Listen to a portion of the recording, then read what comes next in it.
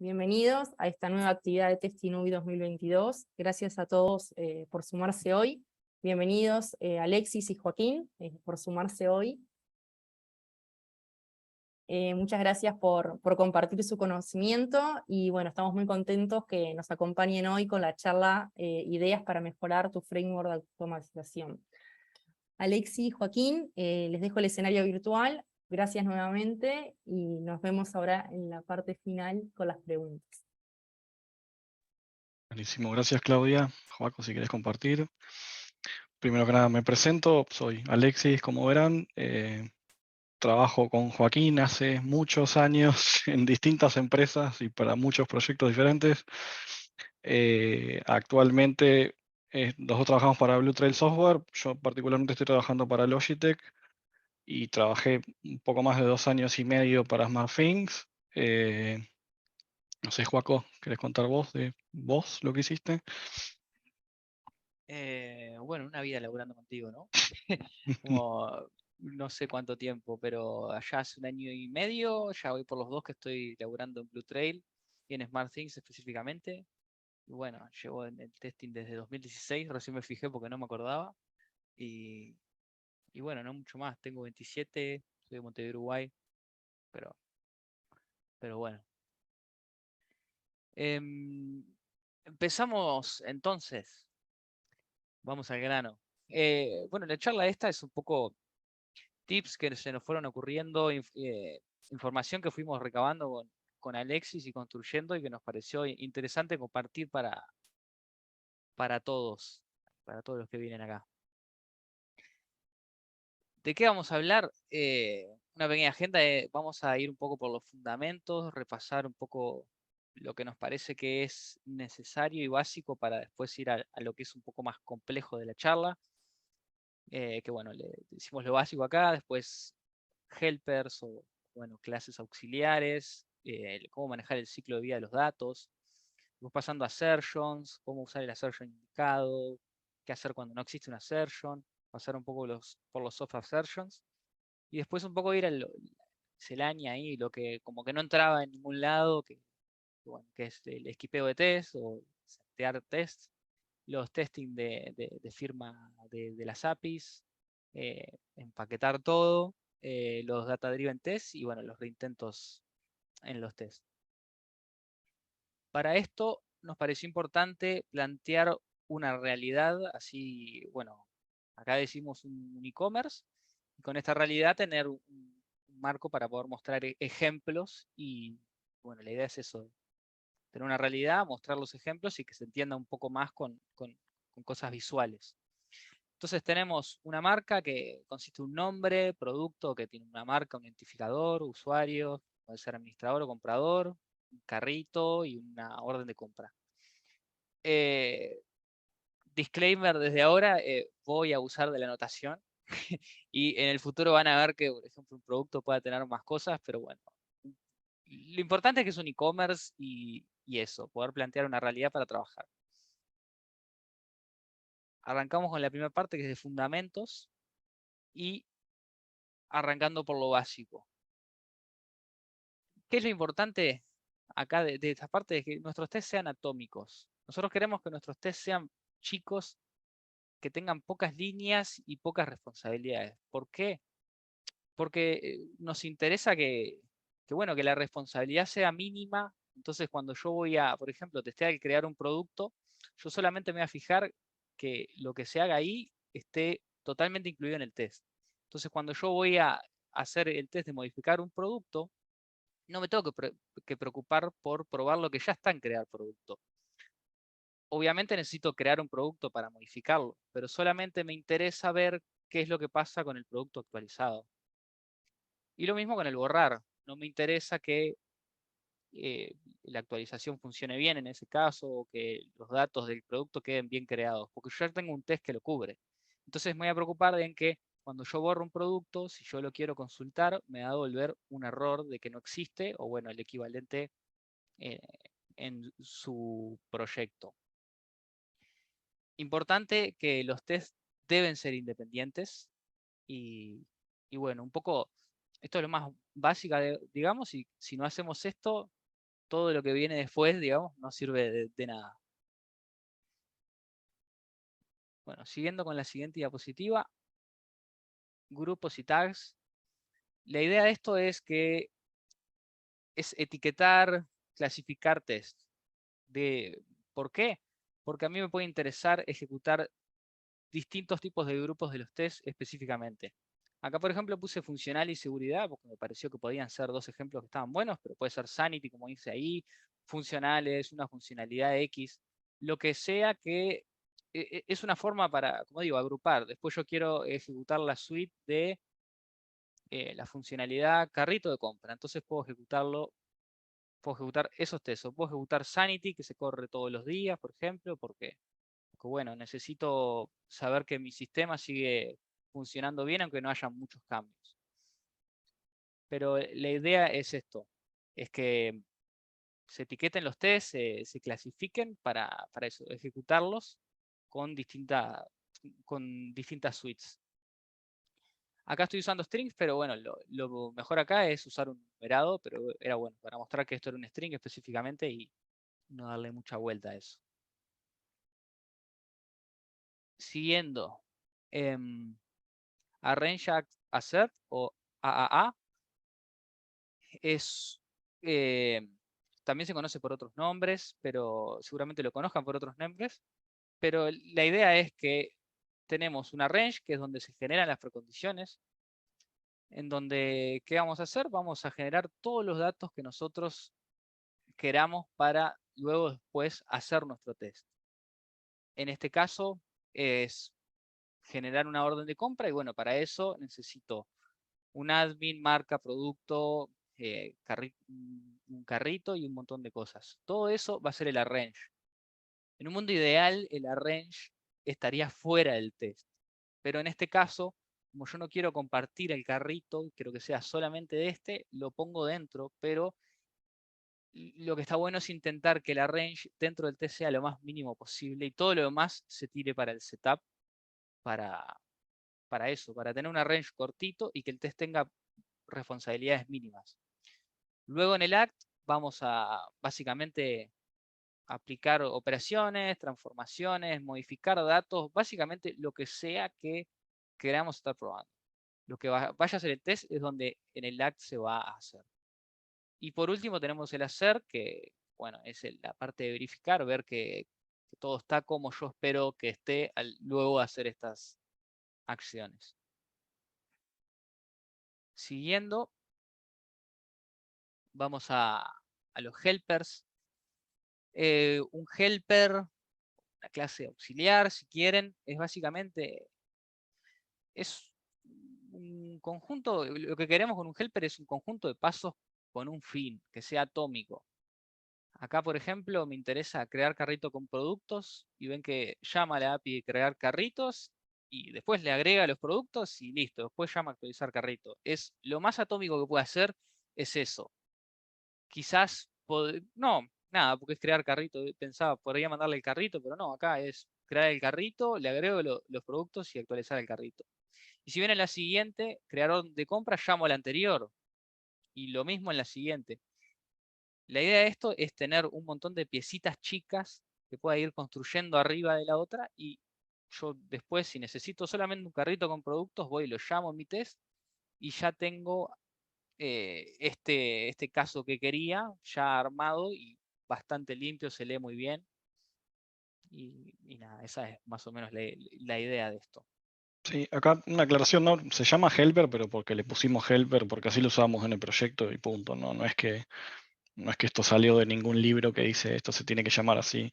Son simplemente conjuntos de steps con la información que nos interesa o que no nos interesa para nada.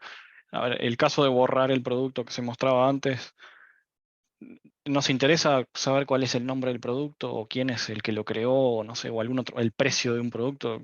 Probablemente no nos interesa para nada en el borrado. Entonces, ahí es donde entraría tener una función helper que simplemente crea un producto al que le pasas como parámetro tal vez el usuario necesario para crearlo y no le pasas nada más porque los datos se generan random y con eso basta, digamos. La idea de los helpers es eso, ¿no? Tratar de simplificar todos los arrange para tener que hacer el mínimo setup posible, digamos, reutilizando pasos.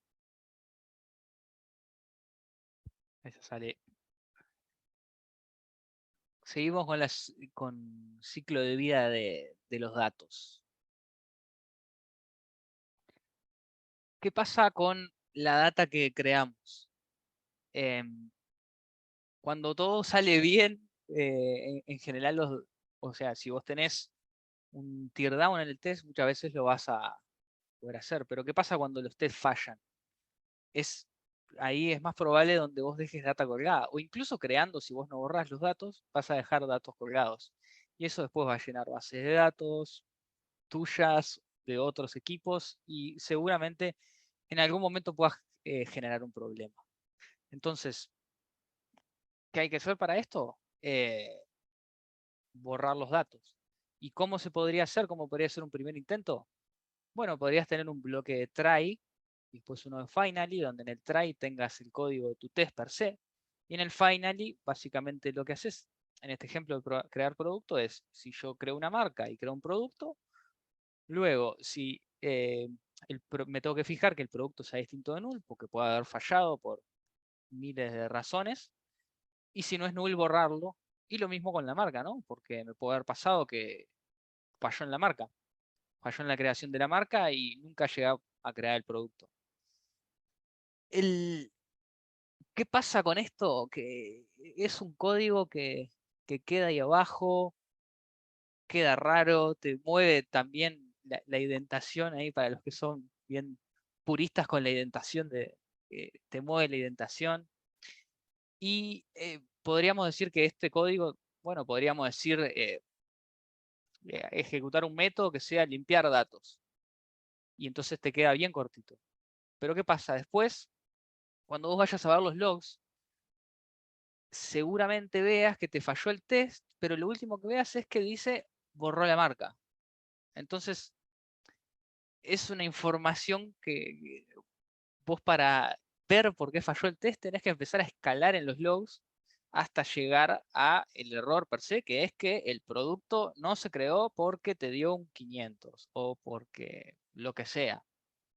¿Me explico? Entonces, por eso acá tenemos un siguiente Sí, pasito.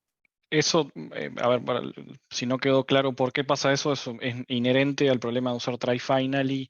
El try finally lo que hace es que ejecuta el finally antes de escupir la excepción para afuera. Entonces, si sucede una excepción entre medio de ese código, primero se va a ejecutar el finally y después vas a tener el log de la excepción.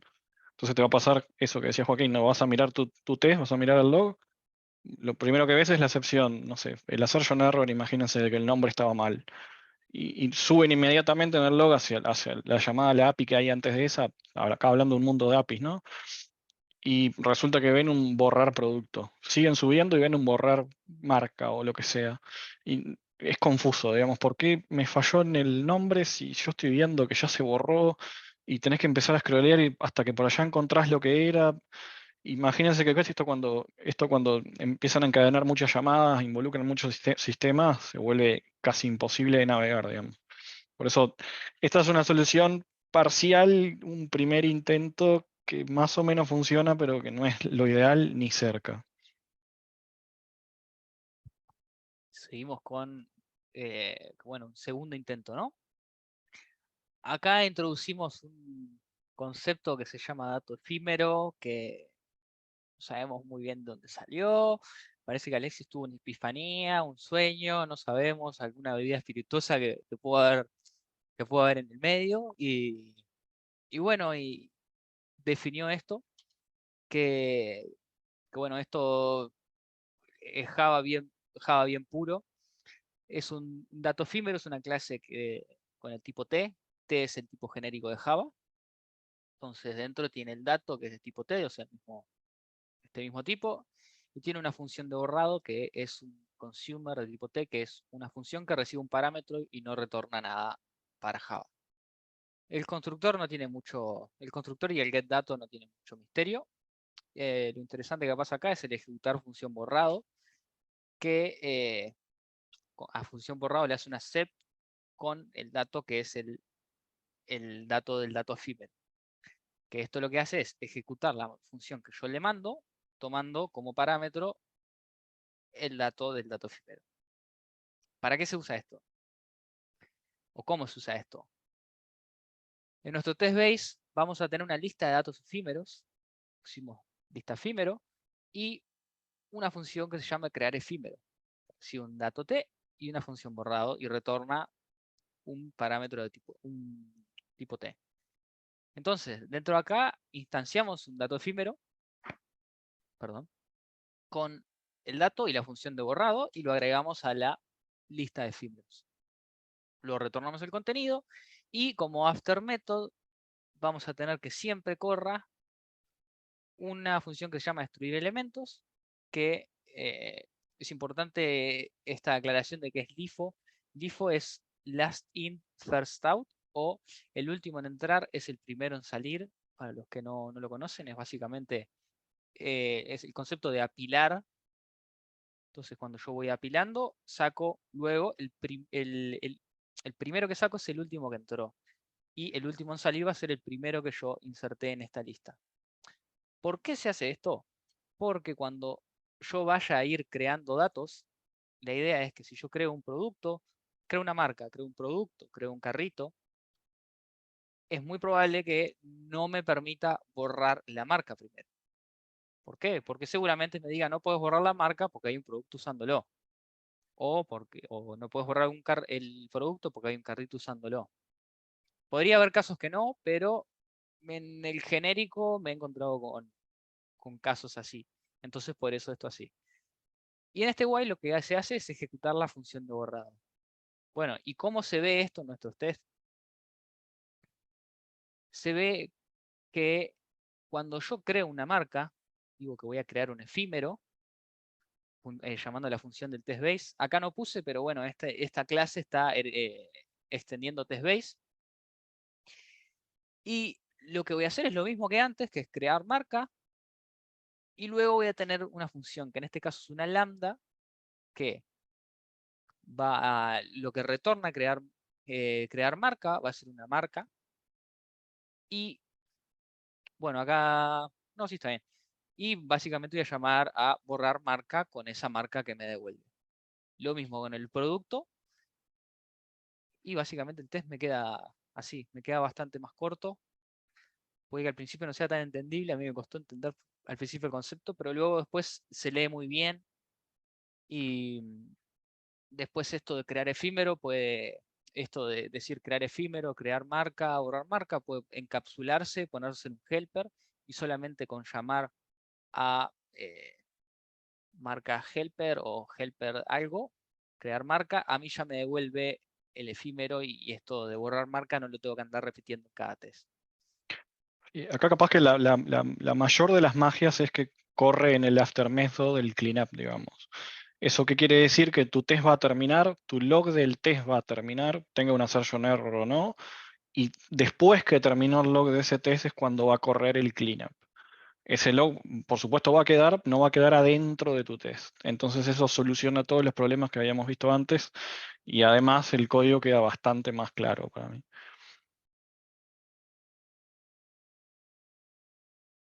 Perdón, déjenme tomar un matecito rapidito. Muy bien. Seguimos ahora con assertions. El assertion incorrecto.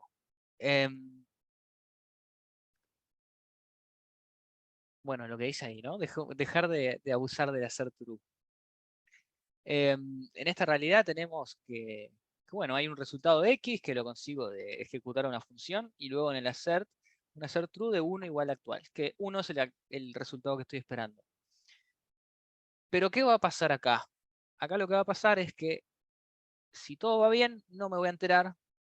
Y si falla, el log va a decir que estaba esperando true, pero recibió false, básicamente. Entonces yo tengo que ir en el log, ir a la línea de código y recién ahí entrar y entender, claro, es porque estaba esperando 1 y en realidad no fue 1. ¿Cuál es la solución a esto? Ponerle un mensaje al hacer true, ¿no? Entonces decir, esperaba que actual sea igual a 1. Pero en realidad ya existe assert equals. Entonces, si ya existe un assertion que hace específicamente lo que yo quiero, usalo. No hay que sobrepensar esto. Ya están hechos, están para usarse y bueno, y el assert equals está para un montón de tipos y un montón de más que bueno, te proveen los distintos librerías de assertions. Un detalle muy importante que a mí siempre me pasa, espero no ser el único, es asegurarse de poner el expected en el expected y el actual en el actual. Porque hay librerías que los cambian de lugar y bueno, yo siempre me confundo y tengo que ir a la documentación y fijarme. Y bueno, ¿qué pasa cuando el assertion no existe, no? Y bueno, hay que perderle un poco el miedo, ¿no? Ahí hay que crearlo. Acá, por ejemplo, estamos usando un assert de string contain, estamos creando, donde básicamente con un if chequea si el actual no está en el, no contiene el esperado, y si es así, vamos a lanzar un assertion error. ¿Qué va a decir? Valor actual y entre corchetes, nuestro valor actual esperaba contener el valor y entre corchetes el esperado. ¿Qué es lo bueno de esto? Es que está en un solo lugar, lo vamos a reutilizar, es 2 líneas de código, podría ser una, sin enters, queda bastante más elegante que esto, que seguramente yo lo tenga que andar repitiendo en los distintos tests que tenga. Entonces, la idea es que es esto, es un util, un assertion utils, o bueno, assertions tuyas que vos definís que tengan assertion de este tipo, ¿no? Que en este caso elegimos string, pero podría ser una lista o un montón de cosas. Otro detalle importante es que ya existen un montón de librerías de assertions. Una de ellas es Hamcres. No hay que tener miedo a usarlas tampoco. Lo mismo. Tampoco es necesario reinventar. Tampoco es necesario, no es necesario reinventar la rueda. Siguiendo, bueno, mostrando un poco la idea de qué es un soft assertion. ¿Cuándo los usamos? Cuando tenemos que hacer múltiples chequeos y bueno, nos interesa que no fallen el primer error. Por ejemplo, acá, de vuelta a crear producto, acá es donde le dije que iba a usar la notación, bueno, descripción, precio, marca, nombre, cosas que ya no estaban antes, pero que ahora las introduje. A mí me interesa ver que cuando creo un producto, que el nombre, la descripción, el precio y la marca estén bien creados, estén bien en el producto. Pero ¿qué pasa si falla en el nombre? ¿Qué pasa si falla en la descripción? Y bueno, lo que va a pasar es que bueno, yo también me interesa ver el precio y la marca. Entonces ahí tengo dos opciones. Esperar a que me den una nueva versión que arregle el nombre y la descripción para ver el precio y la marca, o bueno, comentar las primeras 2 líneas y ver lo demás. Pero imagínense que el test es mucho más largo, lleva mucho más tiempo. En este caso es muy chico, ¿no? Entonces, acá lo que podemos hacer es usar soft assertions y el uso es súper simple. Son básicamente 2 líneas, una que introduce la soft assertion y otra que hace el assert all. Y el cambio es que en vez de decir assert equals, en este caso voy a hacer soft assertion assert equals. Y lo mismo. Entonces acá cuando termine el assert all nos va a loguear básicamente todos los que fallaron. Si fallan los 4, va a mostrar los 4. Si falla el precio y la marca, va a mostrar esos 2. No tiene mucho más misterio que esto, el soft assertion. Y bueno, nos interesa para eso. Imagínense que tenemos que producto en vez de tener 4 tuviera 20 parámetros, 20 atributos. Ahí sería bastante más tedioso y de distintos tipos, sería bastante más tedioso. Entonces por eso el soft assert está bueno porque bueno, te muestra a todos. O que fuera computacionalmente más, más largo el crear producto. En este caso es bastante trivial, ¿no? Pero si tengo que esperar 2 minutos para el TS, bueno, el soft assert está bueno para eso. Y capaz que el cuándo usarlo y cuándo no depende mucho de la situación, obvio. Nosotros mostramos este ejemplo porque creo que es es muy fácil ver que acá es sumamente útil hacerlo así, ¿no? O sea, imagínense que los 4 campos están mal, si no usamos soft assertion, la primera vez que corremos falla por el primero, no nos enteramos que los otros están mal, a menos que miremos o comentemos ese pedazo de código y sigamos corriendo. Esto, en el caso de cuando hay que validar un payload, digamos, de este tipo, tenemos que validar un objeto entero, es sumamente útil usar soft assertion por eso. Si estamos haciendo un flujo donde tenemos que validar cosas entre medio del flujo, ahí probablemente no sea útil hacer un soft assertion porque, a ver, imagínense que es un mal ejemplo de un test, ¿no? Pero imagínense que tenemos un test que crea un producto y se fija que esté bien creado, después lo agrega a un carrito y se fija que esté bien el carrito y después hace la compra y se fija que esté bien la compra.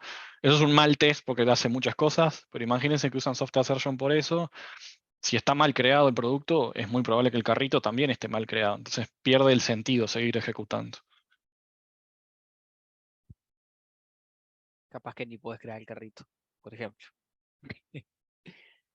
Bueno, sigamos.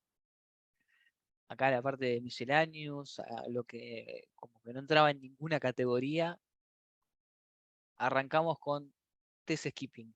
¿Qué es esto? Es saltear test, básicamente.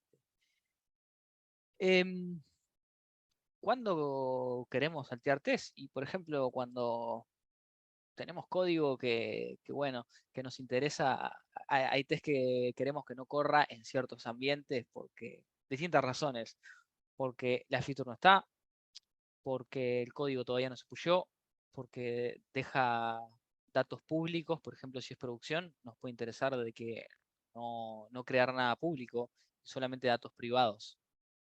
Entonces, ¿cómo podemos skipear? Y podemos skipear por ambiente, podemos usar el git ID o el hash, podemos usar un archivo de configuración, podemos skipear por feature flags. La ventaja de esto es que una suite nos va a servir para todos los ambientes y versiones. Y básicamente haces skip cuando no aplica. Esto nos va a ayudar al versionado. Detalle es que acá estoy mostrando básicamente esto, un arroba skip by feature flag. Esto es una annotation que bueno, se puede definir en Java. Este annotation no existe, usé un poco de notación y bueno, mostré, pero esto claramente se puede hacer y no les voy a mostrar cómo hacer esto porque es básicamente entrar a la librería, a la API del manejador de feature flags que usen. Por ejemplo, el que conozco yo ahora que se me viene a la cabeza es LaunchDarkly. Van a la API de LaunchDarkly, se fijan cómo es, van a pedir un token, esto, lo otro, y bueno, después mandarle la feature flag que quieren y bueno, que skipee con X valor. Y lo mismo el Git ID. Si usan GitHub, entrar a la API de GitHub y ver cómo traer y comparar commits y ver si algo está deployado o no en un ambiente. No tiene mucho más misterio que eso. Después lo de los ambientes es saber en qué ambiente estoy y bueno, definir un tag y que ese tag skipee dependiendo qué ambiente estoy. En este caso no prod, se va a ejecutar en todos los ambientes menos en prod, por supuesto. Y nada, acá aclarar eso, ¿no? Que estos son ejemplos nomás de cosas que en realidad usamos en un proyecto, pero no les estamos mostrando la magia, primero porque no podríamos mostrarle el código y segundo porque depende mucho de la tecnología que estén usando. El ejemplo de los feature flags, claramente ahí lo que estábamos usando era la API de LaunchDarkly. Para el skipeo por Git ID, cada servicio que estábamos probando expone un barra build info en el que te dice el commit, el commit que está justamente deployado. Entonces con ese vas a GitHub y comparas si ese commit está antes o después del que tenés acá marcado, digamos, y con eso podés skipear cosas, qué sé yo. A ver, la utilidad fuerte es que no tenés que tener una suite de test para una versión y otra suite para otra versión. Los tenés todos en el mismo lugar y algunos se skipean en función de estas configuraciones que haces, digamos. Acá también se está mostrando justamente como un skip, pero ustedes podrían perfectamente usar la misma función para hacer un if adentro de su test, porque imagínense que se agrega un campo nuevo para una versión de la API nueva y lo tienen que mandar para la nueva y no para la vieja. Bueno, ahí podrían poner perfectamente un if y mandarlo o no en función de eso.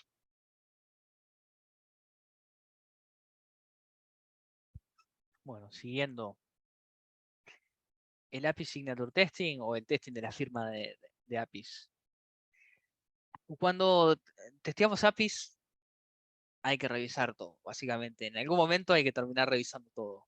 ¿Qué es? Para todos los campos hay que revisar que distintas cosas, como en el parameter header, query parameters y body, hay que probar que no solo los valores aceptados, sino los no aceptados funcionen de cierta forma, ¿no? Que yo no pueda romper la aplicación mandando un número donde se está esperando un string. ¿Y qué hacemos en esto? Básicamente probar qué pasa si mando vacío, si mando null, si mando límites, largo, valor, etcétera, si el tipo de dato que mando es incorrecto, como dije, un string, no un string, un integer, y otras cosas fijas como encoding, puede ser que acepte caracteres coreanos, no sé, caracteres que se les ocurra, emojis, enumerados, y bueno, cosas que puedan ya aplicar más a la realidad de su proyecto, ¿no? Como esto es mecánico, claramente se puede automatizar, ¿no? Tomando un caso positivo y la especificación de la API, nosotros con la especificación de la API sabemos que, por ejemplo, el nombre va a ser un string. Entonces, ¿qué pasa si yo en lugar de un string le paso un integer o un double, perdón, o un booleano, o lo mando vacío, o lo mando null, o millones de cosas? De vuelta, acá no pasamos la magia, pero les decimos que esto se puede hacer.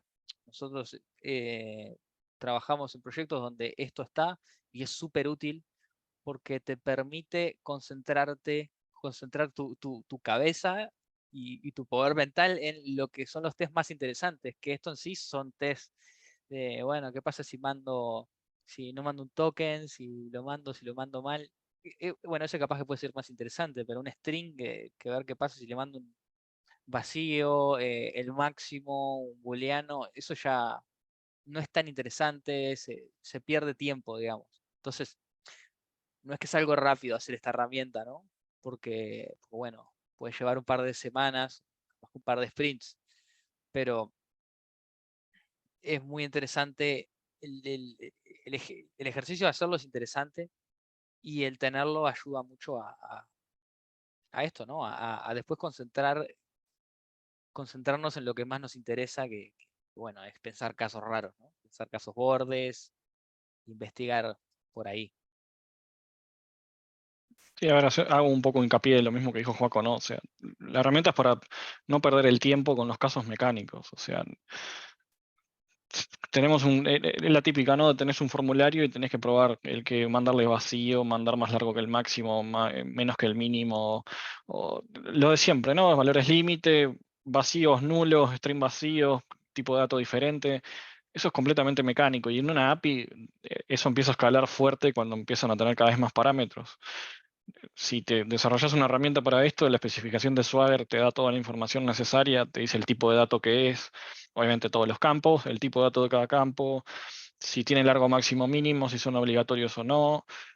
Es muy fácil recorrer, hacer un for each de cada campo y según el tipo de campo, no sé, imagínense si es string, lo que decía Joaquín, bueno, para string tengo una lista fija de cosas que tengo que mandar. Va a ser vacío, va a ser null, va a ser probablemente no mandar el campo, mandar un string de 500 caracteres, mandar uno más largo que el máximo, uno más corto que el mínimo, uno del máximo y uno del mínimo para probar límites, mandar el integer, mandar un booleano, etcétera, digamos. Es muy mecánico, digamos, y no es tan difícil de hacer. Y es una muy buena inversión, digamos, porque ahí es donde va a caer seguro el grueso de test que son bastante tontos, digamos que es trabajo, es tiempo casi perdido poderse testear eso individual, hacer un test individual para cada campo, se pueden volver locos en cantidad de test que puede terminar eso.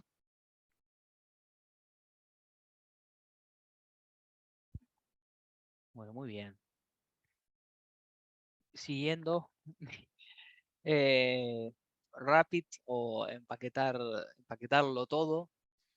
Esto, la gracia es empaquetar hasta por las dudas, ¿no? Em, Cuando nosotros, eh, Cuando nosotros empaquetamos, nos damos la posibilidad de, si bien no lo usemos, en el futuro extender ese empaquetado. Alexis me comentaba que un ejemplo bien claro de cuando se está usando POM en UI Automation es una, digamos, entendemos que es una buena práctica empaquetar el web element, porque nos permite, por ejemplo, si bien no hagas mucho, vos podés sobrecargar el clic y loguear cuando vas a hacer clic en un elemento, que eso no te lo provee, por ejemplo, Selenium por defecto. Entonces, nos interesa porque podemos loguear más, podemos extender y eso. Empaquetar hasta por las dudas, porque dense cuenta que si vos lo haces al principio, después te ahorrás todo el tiempo de, si lo haces en la mitad del proyecto, tenés que hacer un refactor larguísimo, capaz que tenés que tocar 20 clases y donde en realidad haciéndolo una vez al principio y tomarte tiempo un rato, ya era suficiente.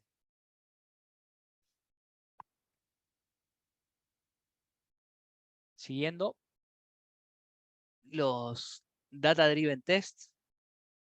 Es interesante tener cuidado cuando usamos los Data Driven Tests, porque es bastante tentador implementar la lógica del negocio en los tests. ¿Qué pasa? Nosotros acá tenemos un data provider que, bueno, un proveedor de datos que a nuestro test suma, en este caso va a recibir dos parámetros, que son AB y va a ser, no queremos probar la suma. Entonces en el assert equals estamos, si bien estamos haciendo A más B y estamos comparándolo con sumar. Y esto tiene pinta que estamos repitiendo la lógica que hicieron seguramente los desarrolladores y la lógica del negocio, ¿no? ¿Qué estaría bueno acá? No hacer dry, que es el don't repeat yourself, que lo que estaría mejor acá, entendemos, es tener una idea de mandar el valor esperado. Entonces, ¿qué nos permite esto? De que yo ya sé que la suma de 1 y 2 va a dar 3, pero en un caso más complejo está bueno tener el esperado y no poner la lógica del test en este caso. Entonces, simplemente, además está bueno porque seguramente cuando vos veas que se llama el test, te diga en el esperado, te diga qué esperás y en el assert equals, que bueno, va a ser un poco más claro cuál va a ser la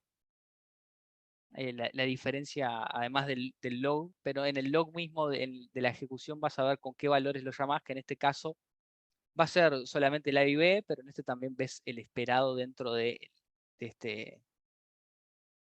la ejecución. Esto, a ver, es tal cual que es muy fácil caer en la tentación de hacer esto, de justamente hacer ese A más B para probar la suma. Porque si está, pero si es lo que está haciendo es sumar, yo también puedo hacer A más B y comparo, lo hago completamente dinámico y lo comparo directo con lo otro. Pero este es un ejemplo bastante tonto en el que se ve claro que uno no debería hacer lo mismo porque es literalmente lo que está haciendo la operación, pero no se crean que no van a caer en la trampa de hacer algo muy parecido con alguna cosita chiquita que le ponen una condición en su test porque depende de los datos. Y eso, ¿cómo saben ustedes después si le erraron ustedes en la condición o le erró el programador en su código? Digamos, no, después no puedes tener confianza en tus tests. Entonces, tus tests deberían ser lo más tontos posibles, digamos, no deberían tener condiciones, tu test no debería ser un if en base a los datos de entrada. Eso te está dando la pauta de que estás haciendo lógica del negocio, y si estás haciendo lógica del negocio, ¿quién sabe qué es lo que falla cuando algo falla? ¿O quién sabe si está bien cuando te dice que está bien?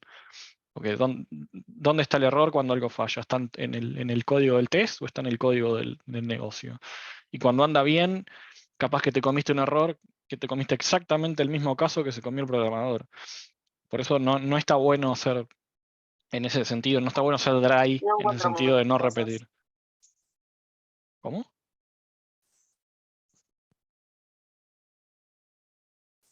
Bueno. eh, Seguimos. Bueno, siguiendo.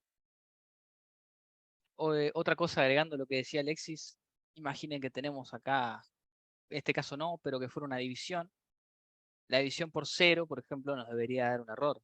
Entonces ahí sería un caso donde estaríamos agregando, ¿qué vamos a hacer? Si en el if vamos a tener el test división que va a fijarse si el de abajo, que no me acuerdo el nombre, va a ser 0. Entonces ahí voy a hacer una assertion de que me va a dar un error. No, eso está bueno, separarlo y ponerlo en otro test. Entonces yo voy a agrupar, de esa forma voy a tener mis tests que van a hacer la operación división, que van a ser por llamarlo de alguna forma, los positivos, van a tener esto van a ser bastante tontos, y los que van a recibir error también van a ser bastante tontos, pero van a estar separados. Y me puede llegar a interesar para cada uno que estén separados totalmente. Siguiendo, reintentos. Acá es interesante esto de reintentar los tests, siempre está bueno porque es inherente a la automatización que los tests fallen porque son flaky, que la UI no carga, porque la infra no está en su mejor estado ese día y bueno, pueden fallar. Acá nos pareció interesante esto de definir reintentos máximos por suite, por clase, por método, por tiempo total. ¿Por qué? Porque al final del día lo que queremos es que el tiempo total de nuestra regresión no se vaya muy de las manos. Entonces, quizás el más importante acá sería el tiempo del tiempo total, pero, por ejemplo, digamos que por método yo quiero tener 3 reintentos. Pero dentro de una clase no quiero que todos se reintenten 3 veces, porque si tengo 10 casos de prueba, son un montón. Capaz que quiero decir, bueno, quiero 10 reintentos por clase o un poquito más. Y por suite, una suite no quiero que tenga 100 reintentos, capaz que con 50 está bien.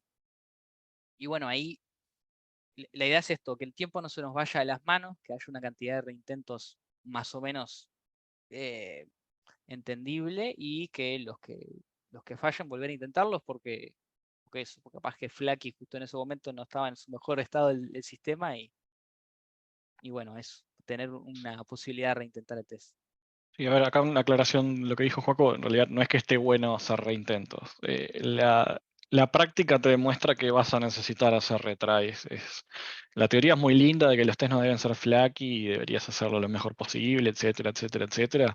Cuando tengas cientos de tests o miles de tests y tengas 2 o 3 tests que todos los días te fallan porque se cae el sistema y son random o lo que sea, vas a terminar poniendo retries.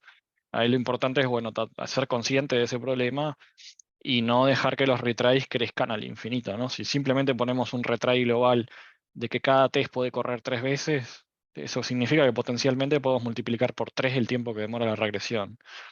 Bueno, ahí hay que ser un poquito más inteligentes y empezar a definir máximos absolutos para que esa regresión no crezca hasta el infinito, digamos. Tal cual. Siguiendo, vamos a un pequeño bonus de un par de cosas que nos parecen interesantes. El tracking. Esto está bueno para poder traquear quién es el autor, una descripción. El autor también está bueno para poder saber a quién dirigirle maldiciones cuando uno está leyendo el test y no está entendiendo nada. Links a los tickets, que pueden ser tasks, épicas, bugs. La idea es eso, tracking. Que cuando yo vaya a ver el test y capaz que no entiendo algo, yo pueda ir y dirigirme a un Jira, básicamente. Encontrar básicamente una idea, capaz que es un ticket, capaz que es un caso raro bueno, que está solamente en un bug. Entonces es eso, se me pueden escapar cosas, y por qué este test que tengo acá, por qué está, por qué es tan raro, por qué, bueno, y el por qué está que pasó, entonces tengo un bug que está traqueado acá y tengo una forma de encontrarlo y ver, mira, acá pasó que en producción un usuario le pasó X cosa.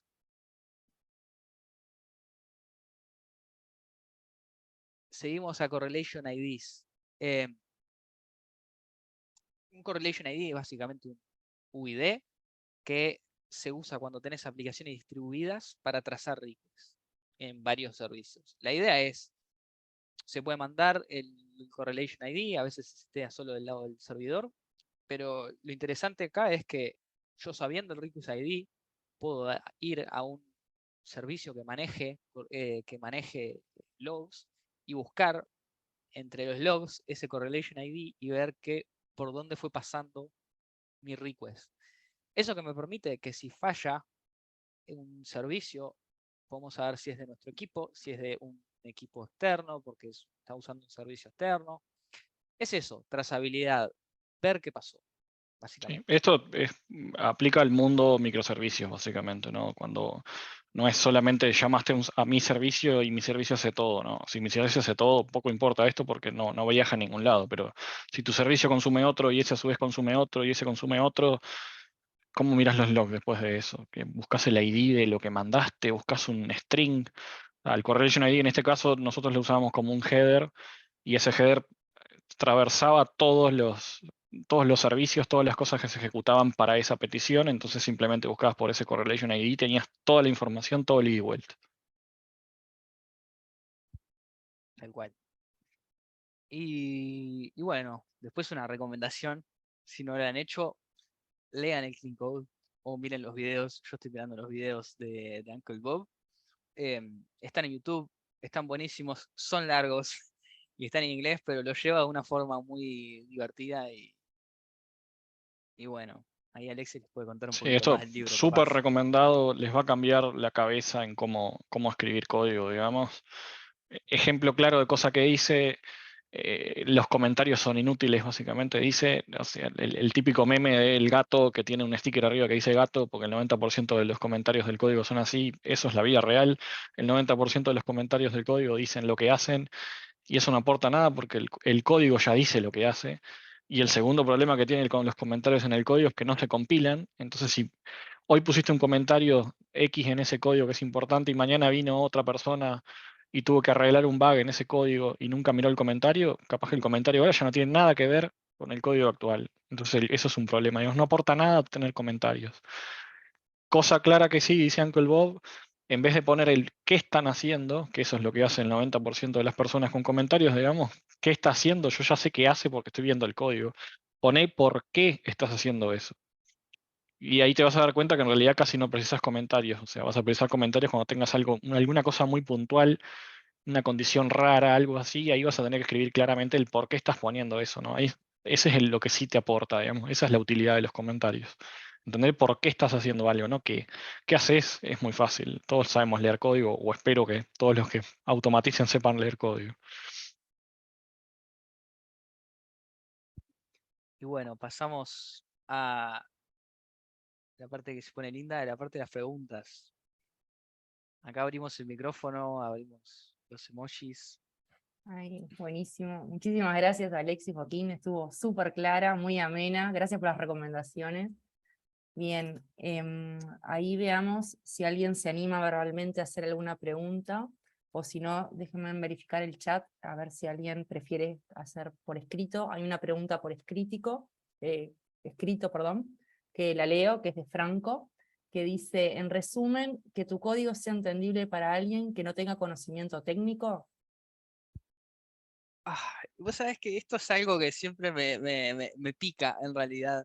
Me dicen que los tests tienen que ser legibles para todos los stakeholders.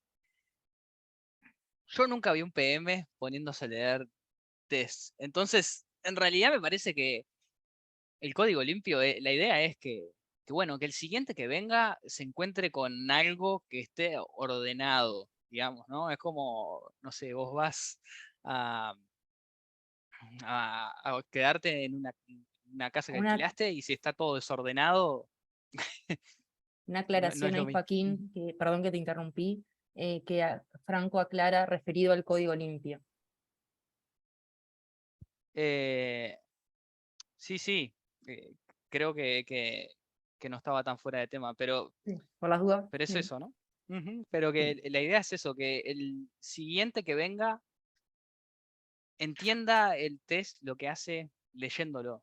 Esa es la Ni idea. siquiera, tampoco ni siquiera el siguiente. Capaz que vos dentro de 6 meses volvés a ese código y tampoco lo entendés. Hoy cuando comentábamos sobre esta charla con un compañero también decía que hay un meme que es que hoy cuando escribí este código lo entendía Dios y yo. Y en 6 meses después solo lo entiende Dios. Así que ah, Ay, uno tiene que tratar de escribir buen código de entrada, digamos. Y el clean code es una muy buena herramienta para entender cómo hacer eso. Claro, no les vamos a decir nosotros cómo hacerlo, que no somos nadie, pero Uncle Bob, créanme que tiene un poquito de ahí experiencia. Hoy que hablaban justamente del manifiesto Agile, Uncle Bob es uno de los firmantes del manifiesto Agile.